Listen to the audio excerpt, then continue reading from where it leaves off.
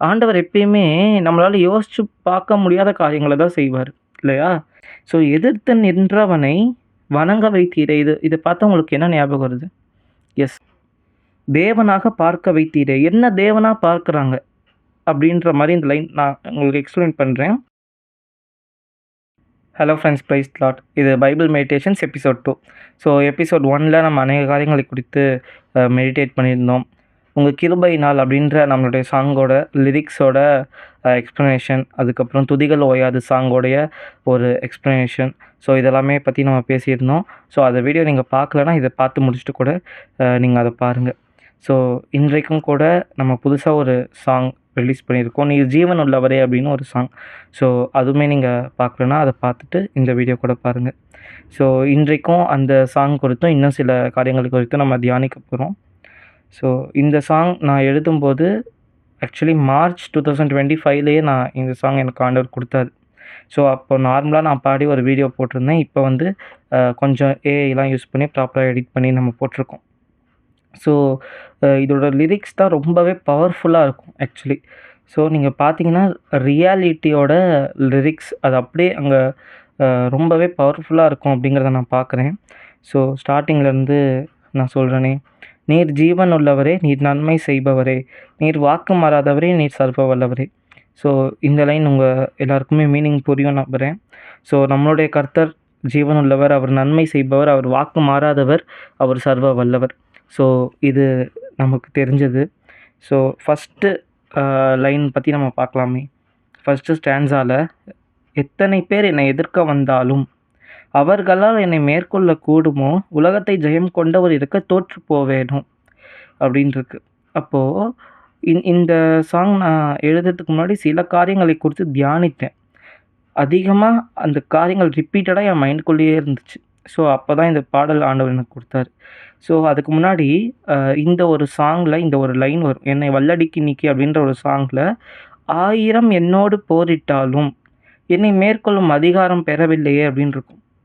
அப்போ 1000 என்னோடு போரிட்டாலும்னா அப்போ போர் இருக்கும். எல்லாரும் நம்மளை எதிர்க்க வருவாங்க. ஆனாலும் என்னை மேற்கொள்ள முடியாதுல்ல, மேற்கொள்ள மாட்டாங்க, மேற்கொள்ளும் அதிகாரம் அவங்களுக்கு இல்லை அப்படின்ற ஒரு பவர்ஃபுல்லான ஒரு லைன் அந்த சாங்கில் இருக்கும். ஸோ இதை ரிப்பீட்டடாக பார்க்கும்போது தான் இதோட ஃபுல் மீனிங்கும் நமக்கு புரியும். எத்தனை பேர் என்னை எதிர்க்க வந்தாலும், ஸோ நம்ம கர்த்தருடைய பிள்ளைகளாக இருக்கும்போது சாத்தான் வந்து சும்மா இருக்க மாட்டான் இல்லையா? நம்ம கர்த்தருக்கு பிரியமாக நடக்கும்போது நம்மளுக்கு எதிராக எல்லா காரியங்களும் செய்வான். அப்படி செஞ்சாலுமே அது மேற்கொள்ளாது இல்லையா? அதாவது ஆண்டவர் இயேசு கிறிஸ்து சொல்கிறாரு, இந்த உலகத்தில் உங்களுக்கு உபத்திரவம் உண்டு, ஆனாலும் திடன் கொள்ளுங்கள், நான் உலகத்தை ஜெயித்தேன் அப்படின்னு. ஸோ இதோட மீனிங் என்னது? உலகத்தில் உபத்திரவம் உண்டு, யூஸ்வலாக உபத்திரவம் இருக்கும், ஓகே. ஆனால் அது உங்களை மேற்கொள்ளாது. ஏன்னா நான் தான் உலகத்தை ஜெயிச்சிட்டேனே. அப்போ அதெல்லாம் உங்களை மேற்கொண்டு அந்த பாடுகள் உங்களை ஜெயிக்காது. நீங்கள் தான் ஜெயிப்பீங்க. ஏன்னா நீங்கள் என் பிள்ளைகள் அப்படின்னு இயேசு கிறிஸ்து சொல்கிறார். ஸோ அதே தான். எத்தனை பேர் என்னை எதிர்க்க வந்தாலும், இங்கே வந்து நம்ம லிட்ரல் மீனிங் எடுத்துக்கக்கூடாது. அதாவது இயேசு கிறிஸ்து எல்லாவற்றையுமே இயேசு கிறிஸ்து பூமியில் இருந்தப்பையும் சரி, இயேசு கிறிஸ்து பரலோகம் போயிட்டு வெளிப்படுத்தின விசேஷத்தை வெளிப்படுத்தும் போதும் சரி, உவமைகளாலேயே தான் பேசுகிறாரு இல்லையா? ஸோ இதை நம்ம உவமையாக பார்க்கலாம். It's a metaphor, it's a parable. எத்தனை பேர் என்னை எதிர்க்க வந்தாலும், எத்தனை பாடுகள் அப்படின்னு கூட நம்ம வச்சுக்கலாமே. எத்தனை பாடுகளோ இல்லை மனிதர்கள், ஆக்சுவலி மனிதர்களுக்கும் பகையே இல்லை அதில். ஆவிகளுக்கும் தானே இங்கே போராட்டம். ஸோ அதனால் எத்தனை பேர் என்னை எதிர்க்க வந்தாலும் அவர்களால் என்னை மேற்கொள்ள கூடுமோ, உலகத்தை ஜெயம் கொண்டவர் இருக்க தோற்று போவேனோ. அந்த கொஸ்டின் பாருங்கள், தோற்று போவேனோ. இந்த ஆக்சுவலி இந்த எமோஷன்ஸ் தான் நம்மளுடைய ஃபெய்த்தை இன்க்ரீஸ் பண்ணும் அப்படிங்கிறத நான் பார்க்குறேன். ஏன்னா எவ்ரிதிங் இஸ் எமோஷன், ரைட்? நம்ம என்ன பண்ணாலுமே அதில் ஒரு எமோஷன்ஸ் இருக்குது. அப்போது நான் தோற்று போவேனோ அப்படின்னு நீங்கள் சிந்திக்கும்போது உங்களுடைய ஃபெய்த் இன்க்ரீஸ் ஆகும் அப்படின்னு நம்புகிறேன். ஸோ உலகம் என்னை எதிர்த்து நின்றாலும் உமது இரத்தத்தால் ஜெயம் கொள்வேன். கர்த்தருடைய இரத்தத்தாலும் சாட்சியின் வசனத்தினாலும் ஜெயம் கொண்டவர்கள் அப்படின்னு வெளிப்படுத்தின விசேஷத்தில் அநேக காரியங்கள் நம்ம பார்க்க முடியுது. ஸோ இயேசுவின் இரத்தம், அதாவது நம்ம மீட்கப்பட்டுட்டோம் இல்லையா? இனிமே நம்ம வந்து நம்மளுடைய பாவங்களுக்காக மரிக்க தேவையில்லை. அவர் மரித்து விட்டார், நம்ம வந்து ஃப்ரீ ஆகிட்டோம் இல்லையா? ஸோ இயேசு கிறிஸ்துவோட இரத்தத்தினால சாட்சியின் வசனம், அதாவது வெளிப்படுத்தின விசேஷத்தோட நிறைவேறுதலின் சாட்சி, அந்த நிறைவேறுதலின் சாட்சியோட நம்ம வந்து ஜெயம் கொள்ளணும் அப்படின்ற மாதிரி அந்த வசனம் வரும். ஸோ அதுதான், உம்முடைய இரத்தத்தால் நான் ஜெயம் கொள்வேன், உமது வழிகளை உள்ளத்தில் கொண்டு உமக்கா என்றும் காத்திருப்பேன் அப்படின்ற லைன் வருது. ஸோ இங்கே காத்திருக்கிறது தான் எல்லாம் இல்லையா? கர்த்தருக்கு நம்ம காத்திருக்கணும். அது ரொம்பவே முக்கியமான விஷயம். எந்த இடத்துலையுமே நம்ம அவசரப்படக்கூடாது. ஸோ இதுவுமே ஒரு முக்கியமான ஒரு லைனாக நான் பார்க்குறேன். ஸோ செகண்ட் ஸ்டான்ஸா தான் எனக்கு ரொம்பவே பிடித்த ஒரு ஸ்டான்ஸா. ஸோ இதை நீங்கள் பாருங்கள். எதிர்த்து நின்றவனை வணங்க வைத்தீரே. எப்படி எதிர்த்து நிற்கிறாங்க, நம்மளை ஆப்போசிட்டாக உன்னை காலி பண்ணிடுவேன்னு சொல்லி எதிர்த்து நிற்கிறாங்க. அவங்கள வந்து ஆண்டவர் வணங்க வைக்கிறாரு. ஆண்டவர் எப்பயுமே நம்மளால் யோசித்து பார்க்க முடியாத காரியங்களை தான் செய்வார் இல்லையா? யூஸ்வலாக நடக்கிற ஒரு காரியம்னா அதுதான் யூஸ்வலாக நடக்குதே, அப்புறம் என்ன? அப்போது கர்த்தர் வந்து ஆக்சுவலி ஃபெய்த்து, பைபிளே அதுதான்ல. நம்ப முடியாத ஒரு காரியத்தை ஃபெய்த் விசுவாசத்தினால நீ நம்பினா அது உனக்கு ஆகும். அதுதான் ஆண்டவர் சொல்ல வர்றாரு இல்லையா? ஸோ நம்ம விசுவாசம் தான் எல்லாமே. அப்போது எதிர்த்து நிற்கிறவனை ஆண்டவர் வந்து நம்மளை வணங்க வைக்கிறாரு. இப்போ எனக்கு ஒருத்தர் எதிர்த்து நிற்கிறாங்கன்னா, அந்த எதிர்த்து நிற்கிற அந்த பர்சனையே ஆண்டவர் என் முன்னாடி வணங்க வைக்கிறார் இல்லையா? தேவனாக பார்க்க வைத்தீரே. என்ன தேவனாக பார்க்குறாங்க அப்படின்ற மாதிரி இந்த லைன் நான் உங்களுக்கு எக்ஸ்பிளைன் பண்ணுறேன். ஸோ எதிரி முன்னே பந்தி அமைத்து, எதிரி அவங்க வந்து நம்மளுடைய அழிவை காண நினைக்கிறாங்க. அவங்களுக்கு முன்னாடி நம்மளை ஆண்டவர் எடுத்து வைக்கிறாரு. பந்தி அமைத்து மேன்மைப்படுத்தினிட்டு. ஸோ இவன்லாம் அவ்வளோதான், நம்ம வந்து இவனுக்கு எதிர்த்து நிற்கிறோம், இவன் வந்து காளி அப்படின்னு நினைக்கிறவங்க முன்னாடி ஆண்டவர் நம்மளை மேன்மைப்படுத்துகிறாரு.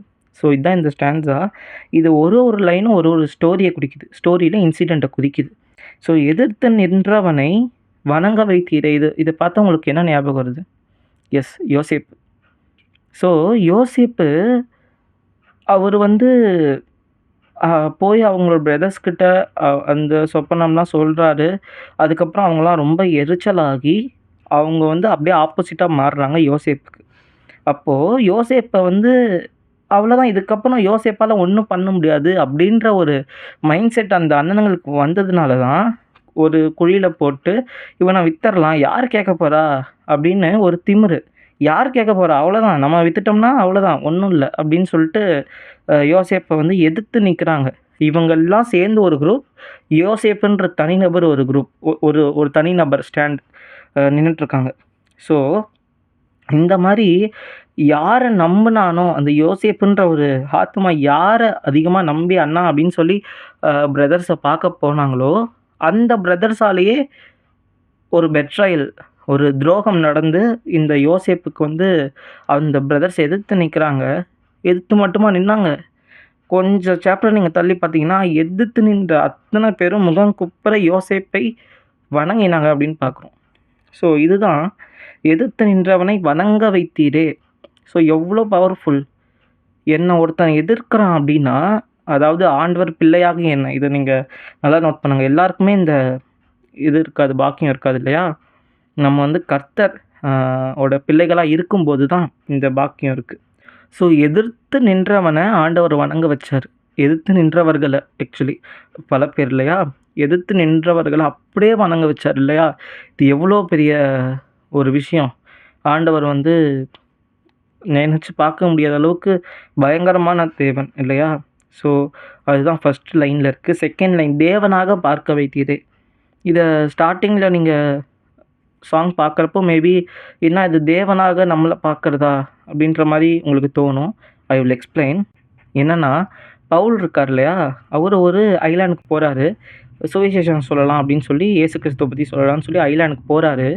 அப்போது அங்கே வந்து ஒரு எதிர்பாராத விதமாக ஒரு பாம்பு கடிச்சிடுது. இப்போ அந்த ஐலாண்டில் இருக்கவங்களுக்குலாம் தெரியாது பவுல் வந்து எப்படிப்பட்டவர், அதெல்லாம் தெரியாது இல்லையா? அவங்களாம் என்ன நினைக்கிறாங்கன்னா, ஒரு சடுதியாக ஒரு 4-5 இம்மீடியட்டாக ஒரு 4-5 குற்றச்சாட்டு வைக்கிறாங்க. இவன் வந்து கடல் தாண்டி வந்துமே இவனுடைய பாவம் இவனை விடலை அப்படின்றாங்க. இவன் என்ன பாவம் செஞ்சானோ இப்படி வந்து சடுதியாக அவெல்லாம் சாவ போகிறான் அப்படின்னாங்க. அடுத்தது அவனோட சாவுக்காக வெயிட் பண்ணாங்க ரொம்ப ரொம்ப மும்மரமாக. இப்போ அவன் எப்படி தான் சாவறான்னு பார்க்கலாம், பாம்பு கடிச்சிருச்சு பவுலை, ஓகே எப்படி தான் சாவறான்னு பார்க்கலாம் அப்படின்ட்டு அவ்வளோ ஆர்வமாக வெயிட் பண்ணாங்க. அப்போது அழிவை காண நினைக்கிறாங்க. ஆனால் அந்த ஒரு வசனத்தில் கொஞ்சம் கொஞ்சம் தள்ளி பார்த்தீங்கன்னா, பவுலுக்கு ஒன்றுமே ஒரு சேதமும் வராததைக் கண்டு இவன் தேவன் என்றார்கள் அப்படின்னு அந்த வசனம் இருக்கும். அப்போ பவுல் தான் கடவுள் அப்படின்னு அவங்க நினச்சாங்க. பவுல் தேவன் அப்படின்னு நினச்சாங்க. ஸோ இயேசு கிறிஸ்துவுமே சொல்வார், நீங்கள் தேவர்கள் அப்படின்னு சொல்வார் இல்லையா இந்த வசனத்தில். ஸோ நம்மளை கடவுளாக பார்க்கறது இங்கே புதுசு இல்லை. அந்த அத்தனை ஜனங்க கடவுள் மீன்ஸ் தேவனா ஒரு உயர்ந்த ஸ்தானத்தில் கடவுள் மாதிரி அப்படின்ற மாதிரி நான் சொல்ல வரேன், உங்களுக்கு புரியும்னு நினைக்கிறேன். ஸோ பவுலில் தேவனாக பார்த்தாங்க. யார் தேவனாக பார்த்தாங்க? இவன் சடுதியாய் சாவான், இவன் விழுந்து சாவான், அதுக்காக நான் வெயிட் பண்ணி பார்த்துட்ருக்கேன். பாவம் கடல் தாண்டி வந்துமே இவனோட பாவம் இவனை விடல, இவன் என்ன பாவம் செஞ்சானோ இப்படி இதெல்லாம் பேசினவங்களே இவன் தேவன் அப்படின்னு சொல்ல வச்சார்ல ஆண்டவர். ஒரு நாசமும் வராததை கண்டு பவுலுக்கு ஒரு துன்பம், ஒரு சுவடு, ஒரு சிம்டம்ஸ் கூட இல்லை. ஒரு சிம்டம்ஸ் கூட இல்லை சாவறதுக்கு. நல்லாவே இருக்கார். அந்த பாம்பு அப்படி கடித்தோடனே அது சட்டையே பண்ணாமல் தீயில் உதறி போட்டு அவருடைய வேலையை பார்த்தாரு. ஸோ இதெல்லாம் ரொம்ப அழிவை காணலாம் அப்படின்னு நினைத்தவங்க முன்னாடி தேவனாக, அதே ஜனங்களை தேவனாக ஆண்டவர் பார்க்க வைத்தார். ஸோ இதுதான் இந்த ஒரு லைனோட பவர். எவ்வளோ பவர்! தேவனாக பார்க்க வைத்தீரே. இந்த ஒரு லைனுக்கு பின்னாடி இவ்வளோ பெரிய ஒரு இன்சிடெண்ட் இருக்குது. அண்ட் இது இவ்வளோ ஒரு பவர்ஃபுல்லான லைன். இதை நம்ம உணர்ந்து பாடும்போது தான், இதோடைய ஒரிஜினல் மீனிங்கை நம்ம புரிஞ்சு பாடும்போது தான் அது நமக்கு ரொம்பவே பக்தி வைராக்கியத்தை உண்டாக்கக்கூடியதாக இருக்கும். ஸோ எதிரி முன்னே பந்தி அமைத்து மேன்மைப்படுத்தினீரே, இது உங்களுக்கு தெரிந்த வசனம். சங்கீதம் 23ஆம் அதிகாரம் 5வது வசனத்தில் எதிரிகள் முன்னே ஆண்டவர் நமக்கு பந்தி அமைக்கிறாரு. ஸோ நம்மளோட அதுதான் நான் முன்னாடியே சொன்னதை, நம்மளோட அழிவை காண நினைக்கிறவங்களுக்கு முன்னாடி நம்மளை உயர்த்துறாரு. ஸோ நம்மளை மேன்மைப்படுத்துறாரு. இதை நம்ம புரிஞ்சுக்கணும். அப்படிப்பட்ட தேவனை நம்ம துதிக்கணும். உமது நாமத்தை துதித்திடுவேனே, உமது ஊழியம் செய்திடுவேன், உமது கற்பனை தவற விடாமல் உமக்கு பிரியமாய் நடந்திடுவேன். இந்த ஒரு லைன், இந்த கடைசி இந்த லாஸ்ட்டில் ஒரு லைன் வருது இல்லையா, அது ரொம்பவே முக்கியம். ஸோ ஃபஸ்ட்டு ஸ்டான்ஸால் உமக்கா என்றும் காத்திருப்பேன். ஸோ காத்திருக்கிறது ரொம்ப ரொம்ப முக்கியமான ஒரு விஷயம். ஹோல் பைபிள்லையுமே எல்லாருமே வெயிட் பண்ணியிருக்காங்க. ஆபிரகாம் வெயிட் பண்ணார், தெரியும்ல. யோசேப்பு அவ்வளோ ஒரு கீழ் நிலைமையிலையும் அவருடைய தீர்க்க தரிசனம் எங்கே, அவரோட கோல், அவர் எங்கே போகணும், அதிபதி ஆகணும், அது எங்கே இருக்குது. இப்போ இவர் மைனஸில் இருக்கார். நம்ம லாஸ்ட் டைம் பார்த்தது போல் மைனஸில் இருக்கார். ஒரு சாதாரண ஹியூமனாக கூட இல்லை, அடிமையாக போய் அதுக்கப்புறம் ஜெயிலுக்கும் போயிட்டார். ஸோ இப்போ -100 இருக்கார்.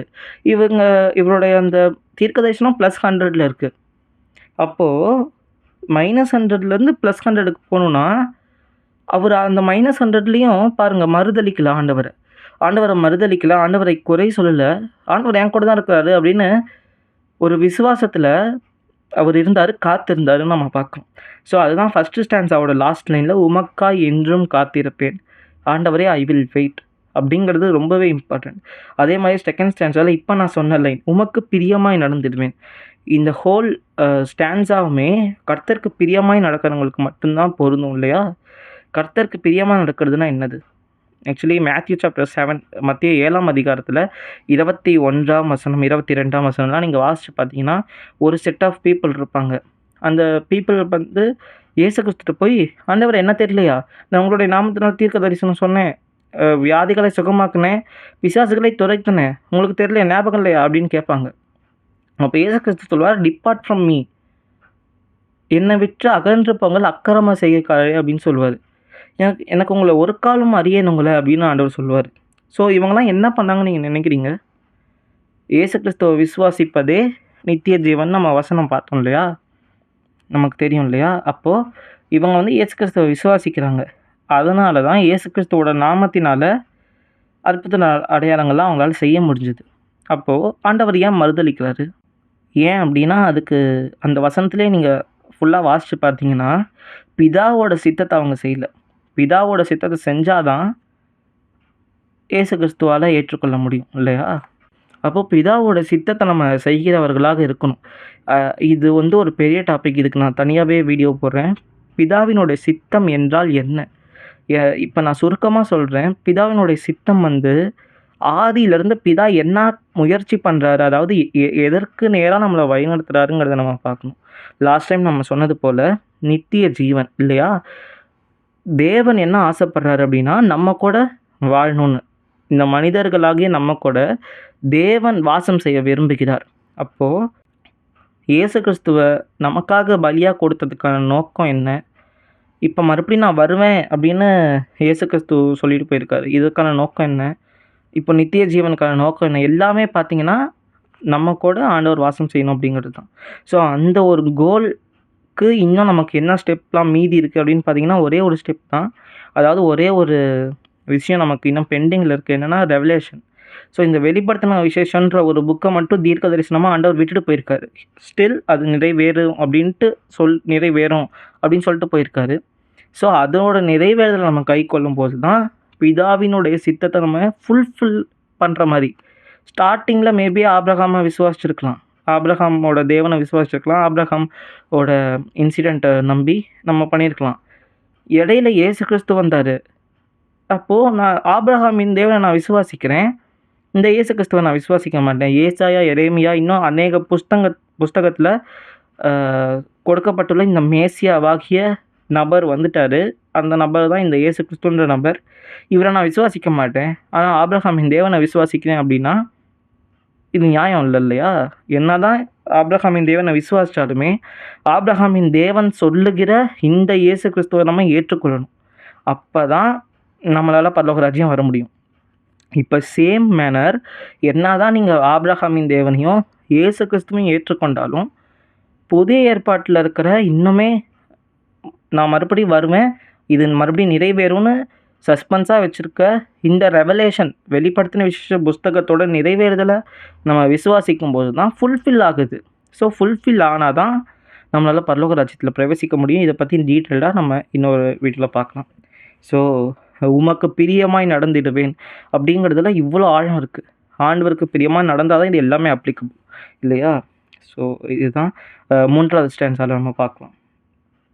எத்தனை பாடுகள் எனக்கு வந்தாலும் எனக்கு கர்த்தரை விட்டு கொடுப்பேனோ, யோபை போல அனைத்தும் போனாலும் உம்மை விடுவேனோ அப்படின்னு இந்த லைன் இருக்குது. ஸோ யோபு இருக்கார் இல்லையா? நமக்கு தெரிஞ்ச யோபு வந்து எல்லாமே போயிடுச்சு அவருக்கு. ஆனால் அவர் தேவனை விட்டாரா? அப்போ எல்லாம் போன ஒரு நபரோட மனநிலை என்னவா இருக்கும்? எப்படி சொல்லலாம்? கர்த்தர் கொடுத்தார், கர்த்தர் எடுத்தார், கர்த்தருடைய நாமத்துக்கு ஸ்தோத்திரம்னு எப்படி சொல்லலாம்? ஸோ லாஸ்ட் டைமே நம்ம இந்த பைபிள் மெடிடேஷன்ஸ் எபிசோட் 1ல் பார்த்துருந்தோம். அதை தான் நான் சொல்கிறேன்.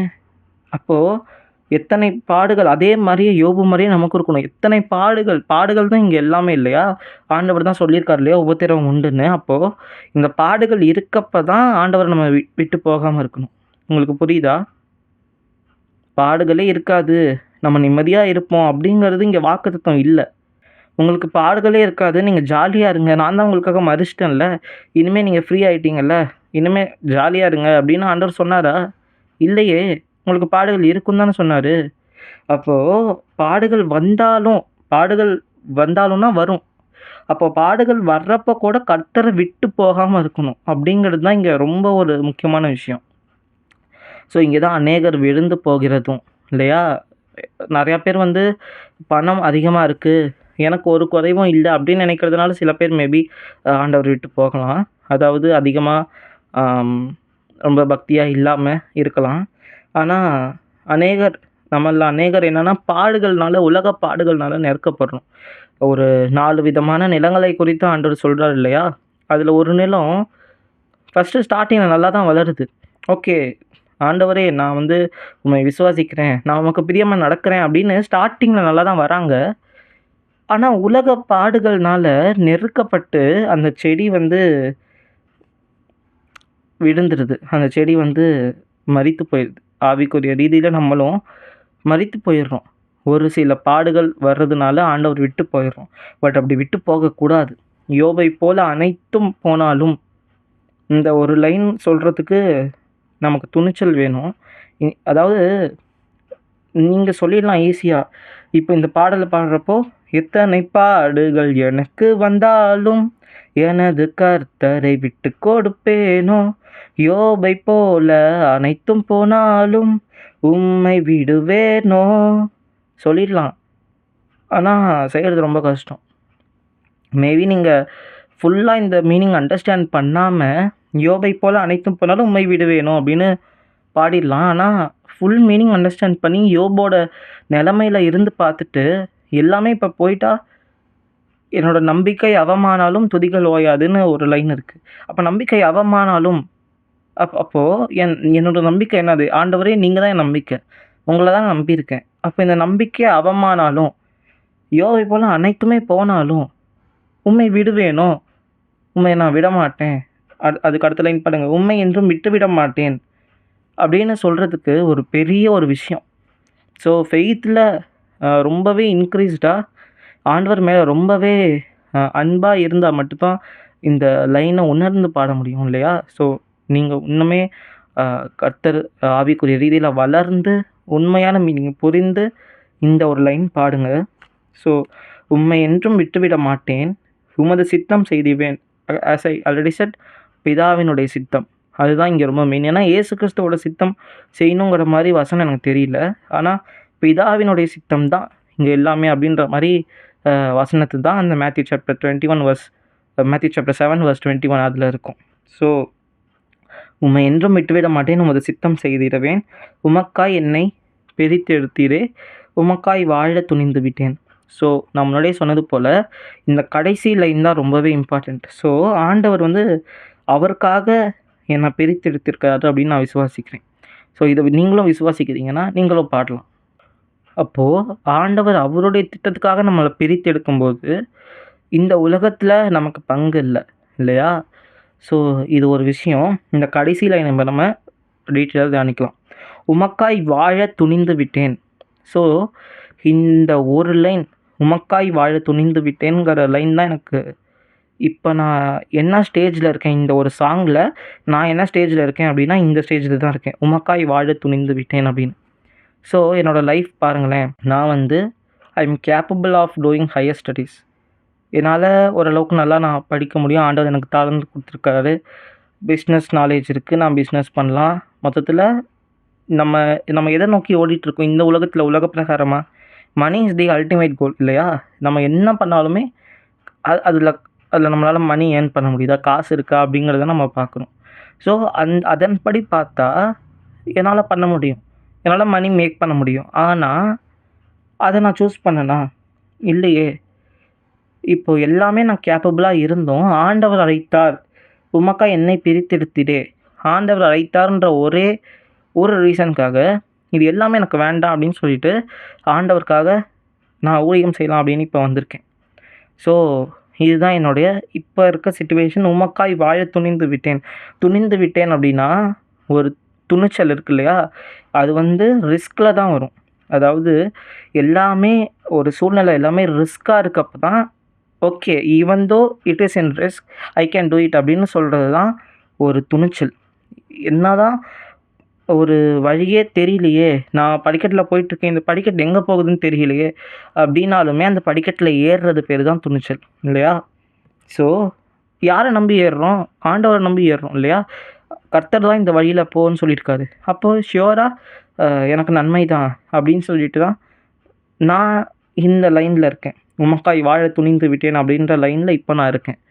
ஸோ இதுதான் ரொம்ப முக்கியமான விஷயம். இப்போ நான் சொன்னேன் இல்லையா, யோபை போல அனைத்தும் போனாலும் உம்மை விடுவேனோ. அப்போது கர்த்தரை விட்டு போயிடக்கூடாது. இந்த ஒரு விஷயந்தான் இங்கே ரொம்பவே இம்பார்ட்டண்ட். ஸோ இதை குறித்து இன்னமே தியானிக்கலாம். ஸோ இந்த ஒரு சாங் நீங்கள் கேட்டு பாருங்கள். என்னென்னா, என்னை நெஞ்சில் சுமக்கும் அப்படின்னு ஒரு சாங்.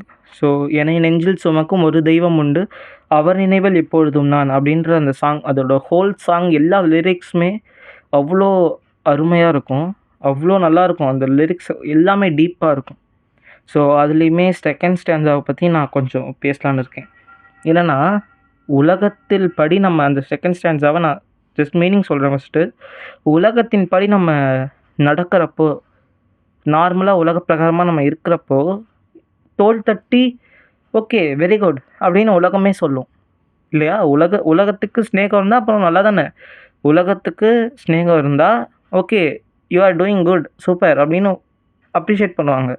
ஆனால் இயேசு கிறிஸ்துவை போல நானும் இயேசு கிறிஸ்துவை பின்பற்றேன், அவர் நடந்த பாதையிலே நானும் நடக்கிறேன், அவர் சொன்ன வழிகளில் நான் நடக்கிறேன் அப்படின்னு சொல்லி இயேசு கிறிஸ்துவை நம்ம பின்பற்றினா பகை தான் மிஞ்சும் அப்படின்னு அந்த லைன் இருக்கும், ஃபஸ்ட்டு ஸ்டான்ஸாவோட லைன். ஸோ அப்போ பகை மிஞ்சும்னா, அப்போது பகை மிஞ்சும் தெரிஞ்சு தான் நம்ம வந்து இயேசு கிறிஸ்துவை பின்பற்றுறோம் இல்லையா? பாடுகள் இருக்கும், பகை இருக்கும், இதெல்லாம் தெரிந்து தான் நம்ம ஆண்டவரை பின்பற்றுறோம் அப்படிங்கிறது இங்கே ஒரு முக்கியமான விஷயம். அதுக்கப்புறம் தான் மெயினான எனக்கு ரொம்ப பிடித்த ஒரு லைன் இருக்குது. என்னென்னா, அதை நான் பாடுறேனே. நெடுந்தூரமோ குறுகியதோ மேடு பள்ளம் கொண்டதுவோ ஏதுவானாலும் அவரின் பின்னால் தொடர வாஞ்சிக்கிறேன். அதாவது ஆண்டவரை பின்பற்றணும் அப்படின்னு நம்ம முடிவு பண்ணிட்டோம். ஸோ கலைப்பையில் கை வைத்துட்டேன், என்னை திரும்பி பார்க்க மாட்டேன், நோ டேர்னிங் பேக் அப்படின்னு சொல்கிறோம்ல, அதுதான். நெடுந்தூரமோ குறுகியதோ, இந்த வழி எப்படி போகும் எனக்கு தெரியாது, ரொம்ப தூரம் போயிட்டே இருக்குமா இல்லை டக்குன்னு முடிஞ்சிடுமா எனக்கு தெரியாது. மேடு பள்ளம் கொண்டதுவோ, இது வந்து எனக்கு அப் அண்ட் டவுன்ஸ் இருக்கும், ஆனால் அதை நான் பொருட்படுத்தலை. மேபி நான் கஷ்டப்படலாம், இல்லை மேபி ஆண்டவர் என்னை உயர்த்தி வைக்கலாம், ஆனால் இதை நான் பொருட்படுத்தலை. எதுவானாலும் என்ன ஆனாலும் எதுவானாலும் அவரின் பின்னால் தொடர வாஞ்சிக்கிறேன் அப்படின்னு இருக்கும். அவரின் பின்னால் நான் தொடரணும் ஆண்டவரே, உங்களுக்கு பின்னால் நான் வரணும் ஆண்டவரே அப்படின்னு நம்ம சொல்கிறோம். எதுவானாலும் அவரின் பின்னால் தொடர வாஞ்சிக்கிறேன். ஸோ இது ரொம்பவே டீப்பாக இருக்குது. என்ன நடந்தாலும் ஆண்டவரே நான் அவங்கள விட மாட்டேன். இந்த லைனும் அதே மாதிரி தான். யோபை போல அனைத்தும் போனாலும் நாங்கள் விடமாட்டேன் ஆண்டவரே. என்ன தான் எனக்கு பாடுகள், உலக பிரகாரமான பாடுகள் வந்தாலுமே நான் உங்களை விடமாட்டேன் ஆண்டவரே அப்படின்னு சொல்கிறது ரொம்ப பெரிய விஷயம். ஸோ எதுவானாலும் அவரின் பின்னே தொடர வாஞ்சிக்கிறேன் அப்படிங்கிறது ரொம்பவே பெரிய விஷயம். ஸோ இப்படி தான் நம்ம இருக்கணும். என்ன ஆனாலும் கர்த்தாவே நான் உம்மை விட்டு விலக மாட்டேன் அப்படின்னு நம்ம சொல்லுகிறவர்களாக இருக்கணும். ஸோ எனக்குமே அநேக உலக பாடுகள் இருக்குது. உலக பாடுகள் இருந்தாலும் உமக்காய் வாழ துணிந்து விட்டேன் அப்படின்ற லைனுக்கு ஏற்ற மாதிரி கர்த்தருடைய ஊழியத்தை நான் செய்கிறேன். அப்போது இதுதான் உமக்காய் வாழ துணிகிறது. அதாவது ஒரு ஒரு விஷயத்துக்கு நம்ம வந்து ஒரு விஷயத்தில் மட்டும்தான் இருக்க முடியும். அதாவது ஆற்றுல ஒரு கால் சேத்துல ஒரு கால்னு சொல்லுவாங்க இல்லையா? அனலாகவும் குளிராகவும் நம்மளால் இருக்க முடியாது. நடுவில் நான் வெதுவெதுப்பாக இருக்கிறேனாலும் அப்படியே முடியாது, வெதுவெதுப்பாக இருக்கக்கூடாது. ஸோ ஒன்றா அனல் இல்லைனா குளிர். ஒரு ஊழியக்காரனுக்கு ஒரு எஜமான் தான், 2 எஜமான் இருக்க முடியாது. ஸோ சேம் மேனர், ஒன்றா நான் உலகத்தின்படி போய் ஆண்டவரோட அழைப்பை அசட்டை பண்ணி உலகத்தின்படி போய் நான் இருக்கலாம். இல்லைனா உலகத்தை அசட்டை பண்ணிவிட்டு உலகத்தில் even though I have many talents, நான் அது எல்லாமே டெனி பண்ணிவிட்டு, இல்லை எனக்கு இப்போ இருக்க டேலண்ட் ஓகே, பட் நான் வந்து ஆண்டவர் ஓட அழைப்பு அதுக்கும் மேலாக ஆண்டவர் என்னை அழைத்திருக்காரு, ஸோ அதுதான் எனக்கு முக்கியம், அதனால் நான் ஊழியம் செய்ய வரேன் அப்படின்னு உலகத்தை தள்ளிட்டு நான் ஊழியம் செய்ய வர்றது இன்னொரு side. So either I can go there or இந்த சைடு. அப்போது நான் எதை சூஸ் பண்ணுறேன், அதுதான் இங்கே ரொம்ப முக்கியமான விஷயம். நீங்கள் எதை சூஸ் பண்ணுறீங்க?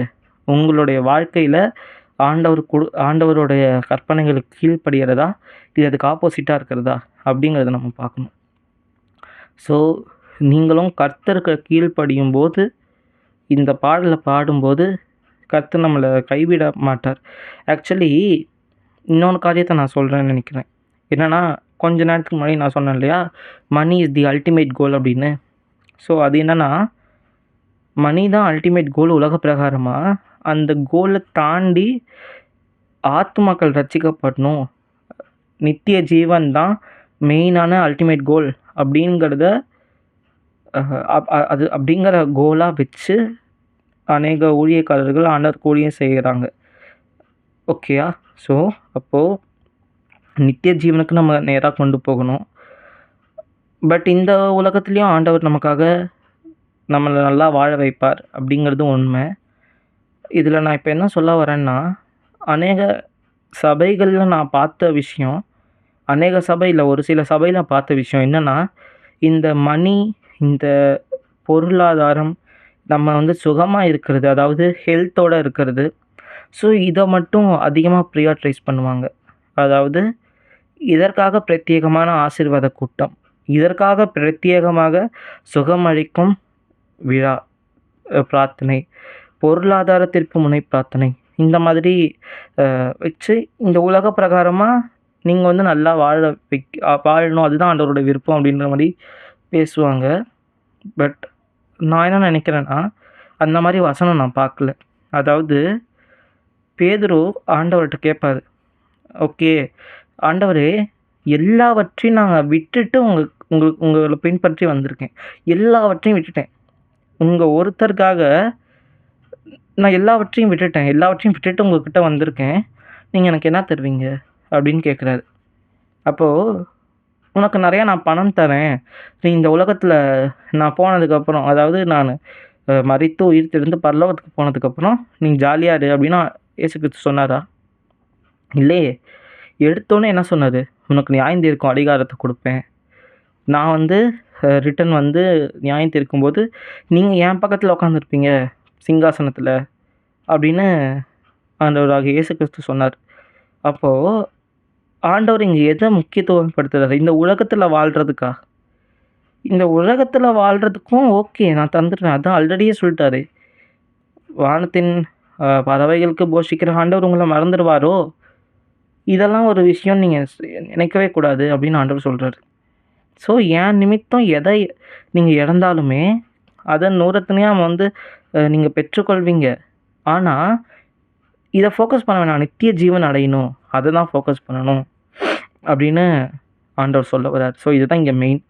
நீங்கள் பார்த்தீங்கன்னா, இயேசு கிறிஸ்து வந்து இந்த உலகத்தில் நிறையா ஜனங்களுக்கு போஷித்தார், சாப்பாடு போட்டார் இல்லையா? அவங்களுடைய கூட்டத்துக்கு வர்றவங்க, இயேசு கிறிஸ்துவ பேசுகிறத கேட்குறதுக்கு வர்றவங்களுக்கு.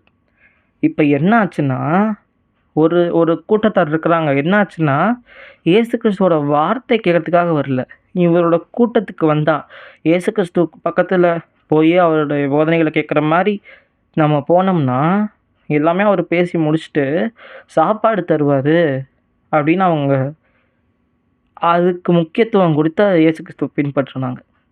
அவருடைய வார்த்தைக்காகவோ அவருடைய அற்புதங்கள் அடையாளங்களுக்காகவோ இயேசு கிறிஸ்துவை பின்பற்றாமல் சாப்பாடு போடுவார், உலக பிரகாரமான சாப்பாடு அப்பம் தருவார், அதனால் நான் இயேசு கிறிஸ்துவை பின்பற்றுறேன் அப்படின்ற மாதிரி ஒரு கூட்டத்தார் பின்பற்றினாங்க.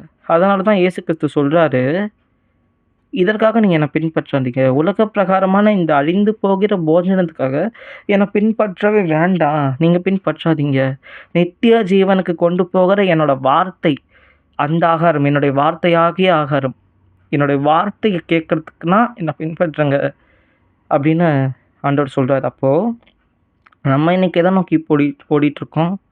இந்த உலகத்தில் நான் எப்படி நல்லா வாழணும், இந்த உலகத்தில் வாழ்கிறதுக்கு ஆண்டவர் என்னை உயர்த்தி வைக்கிறதுக்கு ஒரு பிரத்யேக பிரார்த்தனை, இந்த பிரார்த்தனையில் நான் வந்து கலந்து கொண்டு ஆண்டவரே வானத்தின் பலகணிகளை திறந்தருளும் அப்படின்னு நான் ஜெபிப்பேன், ஆண்டவர் என்னை ப்ளெஸ் பண்ணுவார் அப்படிங்கிறத ப்ரியாரிட்டைஸ் பண்ணுறது நியாயமாக எனக்கு படல, நான் பைபிள் படித்த வரைக்கும். ஸோ நித்திய ஜீவன் வரைக்கும் நிலைநிற்கிற வார்த்தைக்காகவே இயேசு கிறிஸ்துவை பின்பற்றினோம். நீங்கள் அப்படி பின்பற்றினீங்கன்னா உங்களுக்கு சாப்பாடு கிடையாதுன்னு ஆண்டவர் சொல்லவே இல்லை.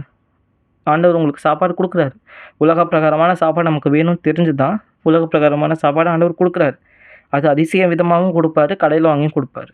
அவருக்கு வந்து 5 அப்பம் 2 மீனை அதிசய விதமாக அவ்வளோ பேருக்கு போஷிக்கவும் தெரியும், நார்மலாக சமைச்சும் கொடுக்க தெரியும். அந்த மாதிரி ஆண்டவர் நோ மேட்டர் எப்படியும் ஆண்டவர் நமக்கு போஷிப்பார். பட் அதை பின்பற்றக்கூடாது, அதை வந்து ப்ரியாரிட்டைஸ் பண்ணக்கூடாது இல்லையா? ஸோ அதுதான் நான் பார்க்குறேன். ஸோ இதெல்லாம் இந்த மாதிரி உலக பிரகாரமான காரியங்களை நம்ம பின்பற்றாமல் நம்ம ஆண்டவரோட வசனங்கள், நித்திய ஜீவன் வரைக்கும் கொண்டு போகிற வசனங்களை நம்ம பின்பற்றணும், அதுக்கு தான் நம்ம முக்கியத்துவம் கொடுக்கணும். ஸோ இதுதான் எனக்கு புரிந்தது. ஸோ இந்த ஒரு சாங்கில் அநேக காரியங்கள் குறித்து நம்ம பேசியிருப்போம். ஸோ இந்த லைன் தான் எனக்கு அகெயின் ஓடிட்டே இருக்குது. யோபை போல அனைத்தும் போனாலும் உம்மை விடுவேனோ, அப்புறம் உமக்காய் வாழ துணிந்து விட்டேன். இந்த ஒரு லைன் இதை நான் மறுபடியும் யோசிக்கும்போது எனக்கு இன்னும் என்ன ஞாபகம் வருது அப்படின்னா, அதே சாங் துதிகள் ஓயாது அப்படின்ற சாங்கில் ஒரு லைன் வரும், நீந்திட தெரிந்த மீனவனாக இருந்தும் நீர் வந்த கை தூக்க காத்திருந்தேன் அப்படின்னு. அப்போது அந்த இன்சிடெண்ட்டில் பாருங்களேன், பேதுருக்கு தெரியாத நீச்சலா? அவர் மீனவர். அப்போது அவருக்கு நீந்த தெரியும். ஆனாலும் ஆண்டவர் இயேசு கிறிஸ்துவே என்னை கை தூக்கட்டும், அந்த மூழ்கிறப்ப கடல் மேலே நடந்து பார்த்துட்டு மூழ்கிறப்போ இயேசு கிறிஸ்துவே கை தூக்கட்டும்னு அவர் காத்திருந்தார். அப்போது இன்றைக்கும் நமக்கு வழிகள் இருக்குது, அதுதான் நான் சொல்ல வரேன். இப்போ எனக்கும் வழி இருக்குது. இந்த அழைப்பை விட்டுட்டு வேறு ஒரு விஷயத்துக்கு போகலாம் அப்படின்னு ஒரு வழி அங்கே இருக்குது என்கிட்ட. உங்கள் எல்லாருக்கும் அந்த வழி இருக்கும். ஒன்றா இயேசு கிறிஸ்துவை பின்பற்றலாமா, இல்லை இன்னொரு வழி இருக்குது, இந்த வழி நமக்கு கண்ணுக்கு நல்லா தெரியுது, இதை பின்பற்றலாமா அப்படின்னு நமக்கு தோணும். அதாவது 2 வழி இருக்கும், கண்டிப்பாக 2 வழி இருக்கும். அப்போது அந்த இன்னொரு வழியை தேர்ந்தெடுக்காமல் நீர் வந்து கை தூக்க காத்திருந்தேன், ஈவந்தோ எனக்கு தெரிந்துமே, நீச்சல் தெரிந்துமே நீங்கள் வந்து கை தூக்குங்க ஆண்டவரே அப்படின்னு நான் காத்திருக்கேன் அப்படின்ற ஒரு லைன் எவ்வளோ டீப்பாக இருக்குது. உங்களுடைய லைஃப்க்கு வந்து கனெக்ட் ஆகுதா? ஈவந்தோ என்னால் முடியும், I am capable of something அப்படின்றப்ப கூட அதெல்லாம் நான் விட்டுட்டு நான் பிஸ்னஸ் பண்ண மாட்டேன், நான் இன்னும் ஃபர்தராக படிக்க மாட்டேன், இன்னும் நான் வந்து ஒரு எனக்கு ஆண்டவர் கொடுத்த தாழ்ந்துகளை நான் யூஸ் பண்ணி ஒரு உலக பிரகாரமான ஒரு விஷயத்துக்கு நான் செய்ய மாட்டேன். ஏன்னா இது எல்லாத்துக்கும் மேலே ஆண்டவரோட அழைப்பு இருக்குது. அந்த அழைப்பு எனக்கிட்ட இருக்குது. ஆண்டவர் என்ன ஊழியத்துக்கு அழைத்திருக்காரு. ஸோ இந்த கீழான காரியங்கள்லாம் விட்டுட்டு நான் மேலான காரியங்களை நோக்குறேன், இந்த உலக பிரகாரமான காரியங்கள்லாம் விட்டுட்டு நான் மேலான காரியங்களை நோக்குறேன் அப்படின்னு சொல்லி நான் இருக்கேன்.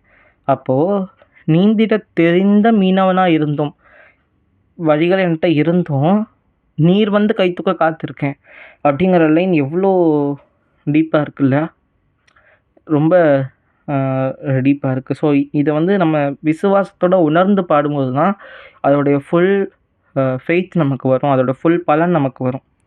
ஸோ இது நம்ம உணர்ந்து பாடுகிறவர்களாக இருப்போம். அண்ட் இந்த ஒரு பைபிள் மெடிடேஷன்ஸ் எபிசோட் 2ல் என்னுடைய கருத்து நான் எதுவுமே சொல்லலை அப்படிங்கிறத நான் விசுவாசிக்கிறேன். ஆக்சுவலி பைபிள் மெடிடேஷன்ஸ் எபிசோட் 1 இப்போ நீங்கள் பார்த்தீங்கன்னா தம்ப்நெயில்ல பைபிள் மெடிடேஷன்ஸ் தான் இருக்கும். பட் அந்த வீடியோவில் நான் தாட்ஸ் ஆஃப் சந்தோஷ் எபிசோட் 1 அப்படின்னு சொல்லியிருப்பேன். ஸோ அது ஏன் அந்த நேம் சேஞ்ச் பண்ணிட்டேன் அப்படின்னா, சந்தோஷ் அப்படிங்கிறது ஒரு தனிநபர். அந்த நபரோட தாட்ஸை வச்சு நீங்கள் என்ன பண்ண முடியும்? ஒரு தனிநபரோட ஒரு சிந்தனைகள், அதை வச்சு யார் என்ன பண்ண முடியும்? அது வந்து சரியானதா?